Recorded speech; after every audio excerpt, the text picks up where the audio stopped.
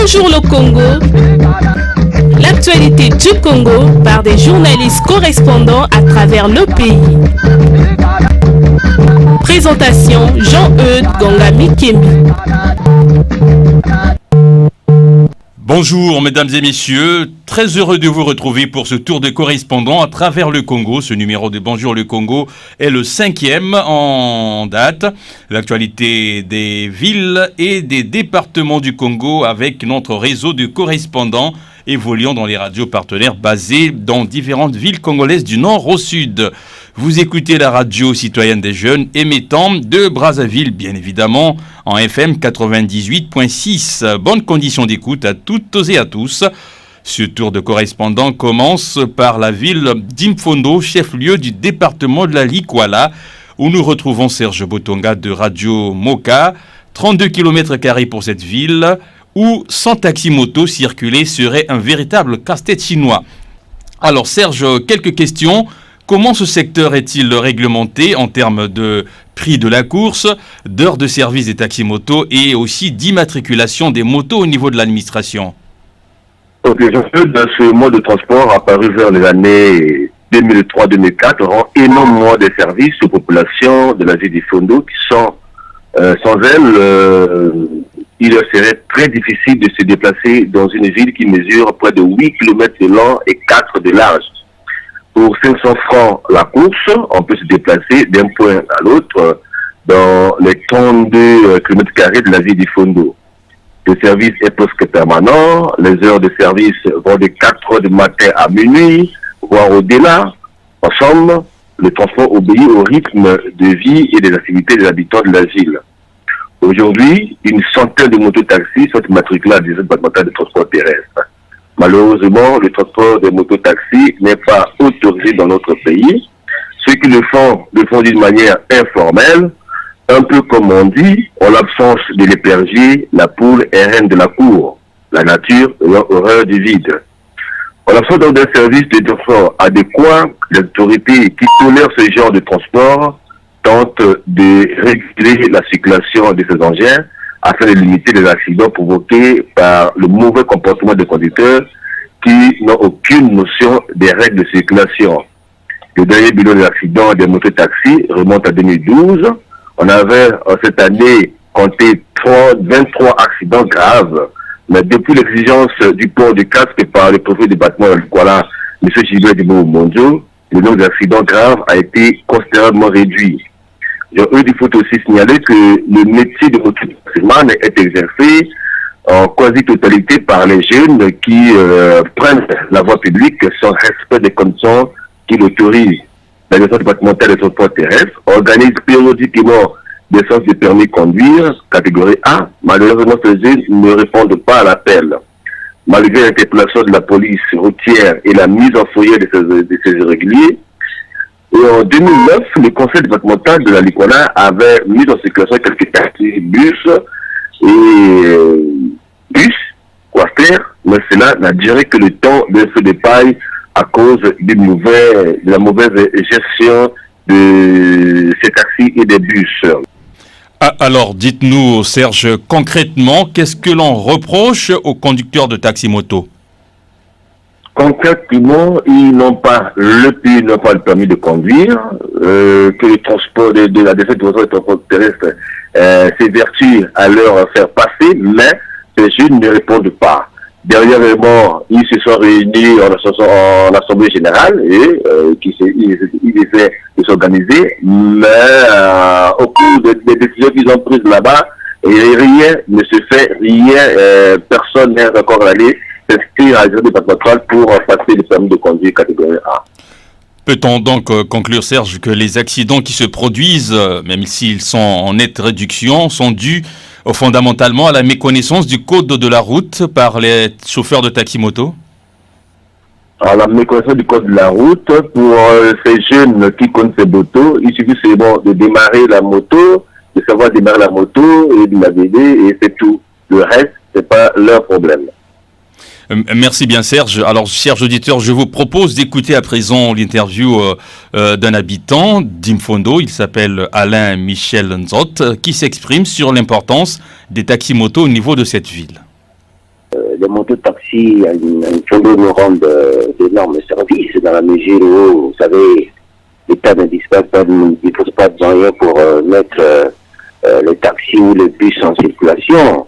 Et ces motos-taxis, je vous le dis, si ces motos n'existaient pas, les habitants du Fondo auraient beaucoup de problèmes à se déplacer dans une ville qui ne fait que s'agrandir en longueur et en large.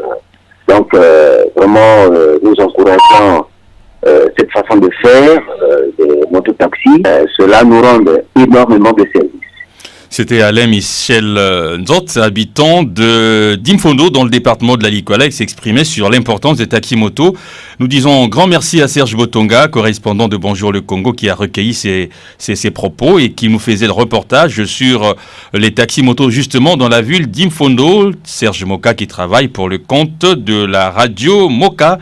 Merci Serge et bon week-end à vous là-bas à Imfondo. Nous sommes à présent au téléphone avec Jimmy Bitemo Mwanza, me fait-on signe, notre correspondant dans la ville de Loutété. Bonjour Jimmy, vous évoquez un sujet relatif à l'exploitation des mineurs dans la ville de Loutété et dans la sous-préfecture de Mfouati par ceux qui sont convenus d'être appelés des prolétaires. Ces derniers utilisent en effet les enfants dans des activités commerciales et autres. Comment les choses se passent-elles exactement, Jimmy? Le travail des enfants, ou encore mieux, l'exploitation des mineurs se développe silencieusement dans la communauté urbaine de l'UTT, et ceci sous l'œil indifférent des autorités locales et naturellement des organisations qui peuvent défendre les droits des enfants. Alors, comment ça se passe? Ces enfants sont quotidiennement utilisés en ce qui concerne des zones, genre vente d'eau potable, vente poissons salés, bref. En tout cas, ils sont utilisés dans beaucoup de petits métiers, mais avec un revenu qui n'est pas à la hauteur, naturellement, de régler leurs besoins quotidiens. Est-ce que ces enfants sont aussi utilisés comme main-d'œuvre dans les exploitations agricoles? Bon, dans l'agriculture, à de rares cas, mais très souvent, c'est comme je l'ai dit toujours, c'est autour des petites activités du genre vente d'eau potable dans la ville et les autres produits alimentaires. Mais il arrive aussi, justement, que ces personnes nantis utilisent ces mêmes enfants dans les plantations et ils sont utilisés juste pour avoir de quoi manger, de quoi se nourrir par jour, mais en guise de revenu, il n'y a rien du tout. Donc voilà un peu comment la situation se développe dans la communauté urbaine de l'UTT. Alors dites-nous quels sont les âges de ces enfants et dites-nous s'ils se plaignent de la manière dont ils sont traités par leurs prolétaires. Bon, l'âge varie entre 12 et 16 ans. Voilà l'âge. Et ces enfants, comme vous le voyez, vous constatez que ce sont des adolescents qui ne savent pas en fait leurs droits. Donc, ils ne posent aucun problème en guise de revendication par rapport au traitement reçu. Donc, comme vous le constatez, c'est des enfants qui sont exploités au quotidien. On comprend bien, Jimmy, que ces prolétaires profitent de la naïveté des enfants. Alors, est-ce que ceux qui exploitent ces enfants sont inquiétés d'une manière ou d'une autre? Ceux qui les utilisent, je parlerai des nantis qui les utilisent, ne sont pas inquiétés parce que dans la communauté urbaine de l'UTT, il y a un manque d'une ONG qui peut également assurer, comme je l'ai dit tantôt, la défense sur les droits des enfants mineurs en ce qui concerne bien entendu le travail des enfants ou l'exploitation des enfants. Et ils ne reçoivent pas non plus la pression venant des services administratifs des affaires sociales? Il n'y en a pas. Hein. Le service des affaires sociales, il existe, mais le service social n'intervient pas justement à ce niveau.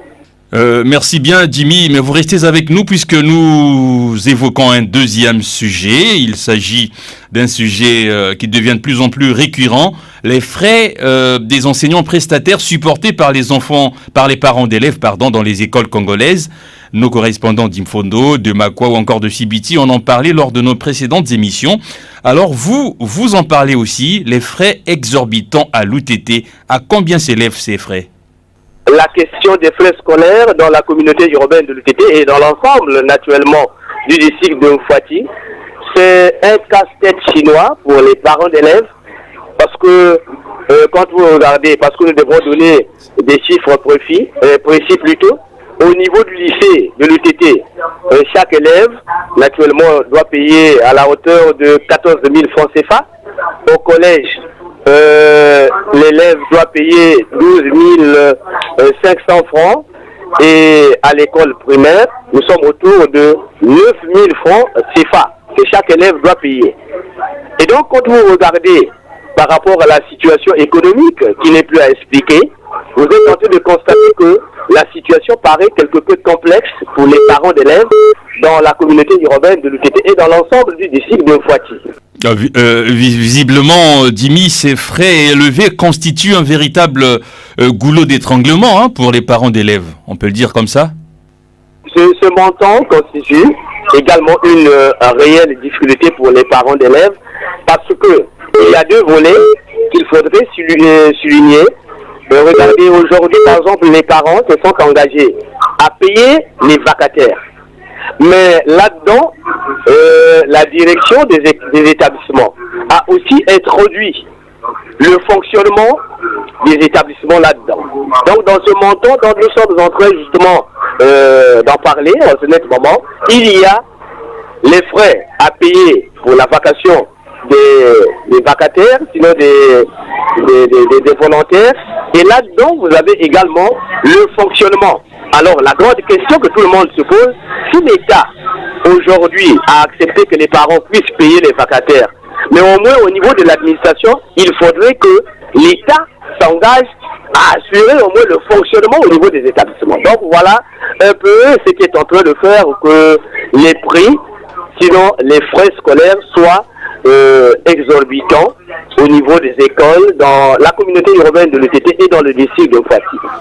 Dimi Bitemo Mwanza, correspondant de Bonjour le Congo dans la ville de l'UTT. Restons dans ce volet éducation, mais cette fois-ci dans une autre ville, Sibiti, dans le département de la Likoumou. Clarisse Milandou, Radio Ibiti FM, vous êtes notre correspondant. Vous nous dites que ce département enregistre un taux de scolarité inquiétant. Le constat a été fait par les autorités locales et l'UNICEF récemment à Sibiti au cours d'une réunion. La Likoumou est un département qui enregistre un taux de scolarité inquiétant. Le constat a été fait lors d'un séminaire organisé par l'UNICEF. Les autorités de la ville de Sibiti ont demandé non seulement aux acteurs du système éducatif, mais à toute la communauté de s'impliquer à ce système, de pouvoir remettre l'école pour un lendemain meilleur des futures générations. Oui, mais qu'est-ce qui pourrait être la cause de cette situation de faible taux de scolarisation au niveau de la Likoumou? La cause de cette situation est que l'école ne marche plus bien dans le département de la Likoumou. Il y a le laisser-aller, pléthore des élèves dans les salles de classe, ce qui fait que ces derniers ne suivent pas bien les cours. Il y a aussi manque de suivi des enfants au niveau des parents. Oui, mais il y a une question qui vient à l'esprit, celle de savoir finalement pourquoi est-ce que la réunion de Sibiti a dégagé quelques pistes de solutions pour sortir la Likoumou de cette situation qui ne l'honore pas? Oui, des pistes de solutions sont envisagées pour inverser la tendance, à savoir que l'école n'est pas seulement l'affaire des enseignants, mais de tous. Qu'il y ait une collaboration au niveau de la communauté pour faire renaître l'école. Faire revenir l'application de la loi Portela pour mettre l'ordre, la reprise de cours sur l'alphabétisation pour ramener ceux qui ont laissé les études. Merci Clarisse Milandou, correspondante Bonjour le Congo à Sibiti. Bon week-end là-bas à Sibiti. Nous nous acheminons vers la fin de cette émission, mais nous n'y sommes pas encore. Je rappelle que Bonjour le Congo, vous pouvez réécouter ce programme sur le site www.groupecongomedia.com, média avec un S, dans la rubrique Nos productions audiovisuelles, cliquez à l'onglet Productions radio. Bonjour le Congo est aussi diffusé par nos radios partenaires, Radio Moka Imfondo, Radio Colomba Lutete, Radio Divuba Ankaï, Radio Aquapenda Amakwa, Radio MN à Oyo, Radio Ibiti FM à Sibiti justement et bien d'autres encore. Très bientôt la radio RTNA à Dolisie. Vous retrouverez les jours, les heures de diffusion et les fréquences de nos radios partenaires naturellement sur la page Facebook de l'émission. Vous tapez Bonjour le Congo et bientôt sur le site www.groupecongomedia.com. 2 numéros de téléphone pour nous contacter, le 06 512 54 97 et le 05 340 79 43 précédé du 00 242 si vous êtes à l'étranger. Si vous voulez nous écrire, une adresse mail contact@groupecongomedia.com contact@groupecongomedia.com. Cette émission a été préparée et coordonnée par Sylvain Magnongui, journaliste au groupe Congo Média. Réalisation technique Dubrun Brunel, webmaster Poncien Kaya Goma, responsable de la production à la RCJ Darniche Le Yarga. La note de culture générale de cette émission, c'est avec une nouvelle voix dans cette émission. Elle est féminine, c'est la voix de Reine Elion. Alors bonjour Reine. Bonjour Jean-Eudes. Alors aujourd'hui, vous allez nous parler du fleuve Nyari. C'est un fleuve qui coule en République du Congo. Le fleuve Nyari prend sa source dans le nord du département du Poul sous le nom de Ndouo. Il arrose ce département sur plusieurs kilomètres en servant de frontière entre ce département et celui de la Lekumo. D'abord, puis avec celui de la Bouenza, dans lequel il coule sous le nom de Nyari. Il arrose la ville de Lutete et traverse le département du Nyari auquel il donne son nom. Sa taille devient très impressionnante vers Makabana, où le fleuve reçoit la rivière Louessé. Il arrose par la suite le département du Kwilu, dont il prend le nom, et se jette dans l'océan Atlantique, enjambé peu avant son embouchure par un long pont de 600 mètres. Merci Reine Elion pour cette note de culture générale. Merci de votre aimable attention. C'est la fin de cette émission. À la semaine prochaine pour un nouveau numéro, en tout cas tous les vendredis, 9h30, nulle part ailleurs que sur la radio citoyenne des jeunes, 98.6 MHz. La rediffusion de ce programme, c'est pour lundi à 9h30. Au revoir et à très bientôt. C'était Bonjour le Congo. L'actualité du Congo par des journalistes correspondants à travers le pays. Présentation Jean-Eudes Gongami Kimbi.